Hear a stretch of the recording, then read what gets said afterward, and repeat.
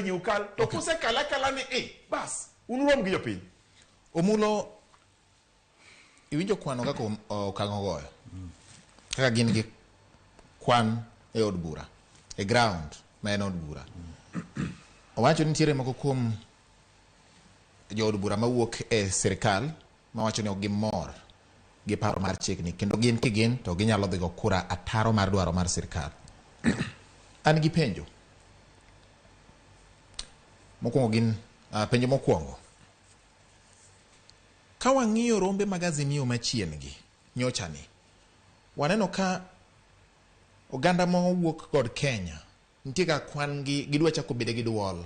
Anyalo nyisi kuom ranyisi mane en governor mar county ma Laikipia Deritu Muridhi obedo gi duol. Mane en governor mar county ma Nyeri gi jalupne odwa bedo gi duol.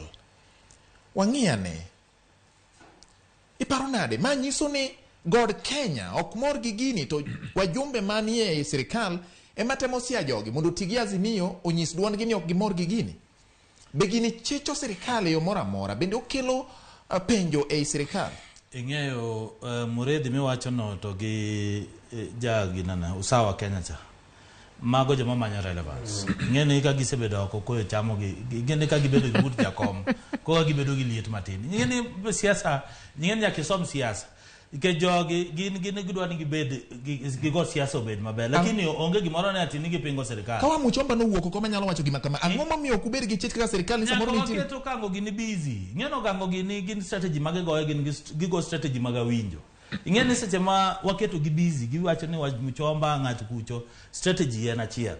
Nya giwacho ni MPs gidhi go kura idhi go king'iyo ni omulo go kura kama kawo go no kata yes gin mancha gigolo instruction maginyiso members gini ugo kura kendo wadang'e ne jomage man gi jopiny jomage maonge gi jopiny. Wambe wanyiso gini sawa ka en gimidhi go ayanga no wambe MPs wanyiso ni ji odhi go kura ayanga wabodang'e ni MPs man kure gi maonge kure. Koro numbers ma okango kwano go mago gik maonge mago kwanda winjo nikech ong'eyo the reality. Ng'ene siasa igo kwan mar reality weru go kwanda winjo. Ng'eni kwanda winjo gi kwan mikete mesa wano gimo ng'eni numbers to ndie to kwanda keto jopiny okwada keto gi jopiny ni nyaka wachuna mane minyise ni wakawo pa jopiny mwasi yie ne amendment nyaka time parliament ting'eno kango nego beda open gi jo Kenya owachi ni bill kuonde mage maricho that finance bill because okowacho ing'eno wacho mana tribunal 20% nowacho ni keto advance ni ing'eyo e Kenya ka